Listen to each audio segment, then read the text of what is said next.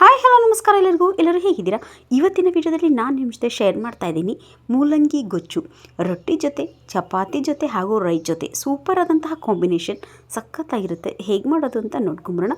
ಮೊದಲಿಗೆ ನಾನಿಲ್ಲಿ ಸ್ವಲ್ಪ ಎಣ್ಣೆ ಕಾಯ್ಕಿಟ್ಕೊಂಡಿದ್ದೀನಿ. ಎಣ್ಣೆ ಬಿಸಿ ಆದಮೇಲೆ ನಾನು ಅದಕ್ಕೆ ಸ್ವಲ್ಪ ಸಾಸಿವೆ ಹಾಕಿದ್ದೀನಿ. ಆಮೇಲೆ 2 ಈರುಳ್ಳಿ ಹಾಗೂ 1 ಮೆಣಸಿನ್ಕಾಯಿ ಹಾಕಿದ್ದೀನಿ. ಖಾರ ಹಾಕೋದಿದೆ, ಹಾಗಾಗಿ 1 ಮೆಣಸಿನ್ಕಾಯಿ ಸಾಕು. ಓಕೆ, ಇವಾಗ ಇದು ಗೋಲ್ಡನ್ ಕಲರ್ ಬರೋವರೆಗೂ ನಾವು ಇದನ್ನು ಡೀಪ್ ಫ್ರೈ ಮಾಡಬೇಕಾಗುತ್ತೆ. ಓಕೆ ನೋಡಿ, ಇವಾಗ ಇದು ಡೀಪ್ ಫ್ರೈ ಆಗಿದೆ. ಇದಕ್ಕೆ ನಾನು ಒಂದು 10 ಎಸಳು ಬೆಳ್ಳುಳ್ಳಿ ಹಾಕ್ತಾಯಿದ್ದೀನಿ.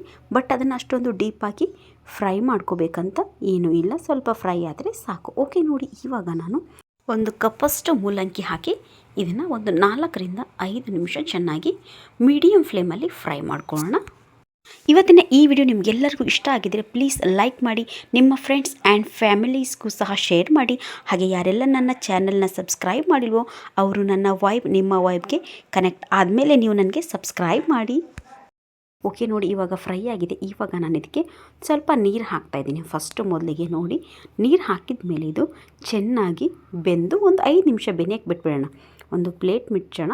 ಇದನ್ನು ಒಂದು 5 ನಿಮಿಷ ಹೈ ಫ್ಲೇಮಲ್ಲೇ ಇದನ್ನು ನಾವು ಫ್ರೈ ಮಾಡ್ಕೊಂಬಿಡೋಣ, ಕುದಿಸ್ಕೊಂಬಿಡೋಣ. ಓಕೆ ನೋಡಿ, ಇವಾಗ 5 ನಿಮಿಷ ಆಗಿದೆ. ಇವಾಗ ನೋಡಿ ಚೆನ್ನಾಗಿ ಮೂಲಂಗಿ ಕುದ್ದಿದೆ.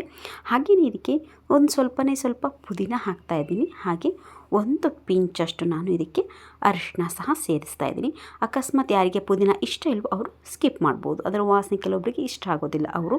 ಓಕೆ ನೋಡಿ, 2 ಟೊಮೆಟೊ ಹಚ್ಕೊಂಡಿದ್ದೀನಿ ಚಿಕ್ಕದಾಗಿ, ಅದನ್ನು ಸಹ ಇದಕ್ಕೆ ಹಾಕಿ ಚೆನ್ನಾಗಿ ಟೊಮೆಟೊ ನೀಟಾಗಿ ಫ್ರೈ ಆಗೋ ತನಕ ಮಿಕ್ಸ್ ಮಾಡಿ ಇದನ್ನು ಚೆನ್ನಾಗಿ ಬೆನೆಯಕ್ಕೆ ಬಿಡ. ಜಸ್ಟ್ ಒಂದು 2 ರಿಂದ 3 ನಿಮಿಷ ಆದರೆ ಸಾಕು, ಟೊಮೆಟೊ ನೀಟಾಗಿ ಬೆನೆಯುತ್ತೆ.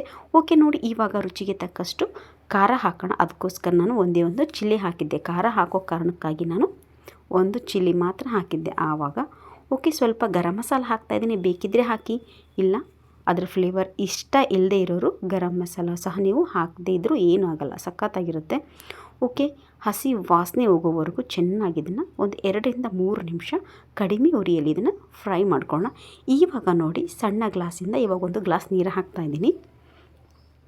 ಓಕೆ, ಇದು ಚೆನ್ನಾಗಿ ಕುದಿಲಿ ಇದು. ಇವಾಗ ಸ್ವಲ್ಪ ಹುಣಸೆ ರಸ ಹಿಂಡ್ತಾಯಿದ್ದೀನಿ. ಹಾಗೆಯೇ ಇದಕ್ಕೆ ರುಚಿಗೆ ತಕ್ಕಷ್ಟು ಉಪ್ಪು ಹಾಕ್ತಾಯಿದ್ದೀನಿ. ಹುಣಸೆ ಹಣ್ಣು ಹಾಕಿದ ಮೇಲೆ ಚೆನ್ನಾಗಿ ಒಂದು 2 ನಿಮಿಷ ಐ ಫ್ಲೇಮಲ್ಲೇ ಇದನ್ನು ಕುದಿಸಿದರೆ ಸಾಕು. ಒಂದು ಪ್ಲೇಟ್ ಮುಚ್ಚಿ ಒಂದು 2 ನಿಮಿಷ ಚೆನ್ನಾಗಿ ಕುದಿಸ್ಕೊಂಬಿಡೋಣ. ಓಕೆ ನೋಡಿ, ಇವಾಗ ಚೆನ್ನಾಗಿ ಕುದ್ದಿದೆ. ಇವಾಗಿದು ಎಷ್ಟು ಚೆನ್ನಾಗಾಗಿದೆ ಗೊಜ್ಜು. ಕೊನೆಗೆ ನಾನು ಇದಕ್ಕೆ ಕೊತ್ತಂಬರಿ ಸೊಪ್ಪು ಹಾಕಿದರೆ ಸೂಪರ್ ಆಗಿರುವಂತಹ ಮೂಲಂಗಿ ಗೊಜ್ಜು ರೆಡಿಯಾಗುತ್ತೆ. ಖಂಡಿತವಾಗ್ಲೂ ಒಂದು ಸಲ ಟ್ರೈ ಮಾಡಿ ನೋಡಿ. ಯಾರೆಲ್ಲ ತಿನ್ನಲ್ವೋ ಅವರು ಕೂಡ ಇದನ್ನು ಖಂಡಿತವಾಗ್ಲೂ ಇಷ್ಟಪಟ್ಟು ತಿಂತಾರೆ. ಟ್ರೈ ಮಾಡಿ ನೋಡಿ. Thank you.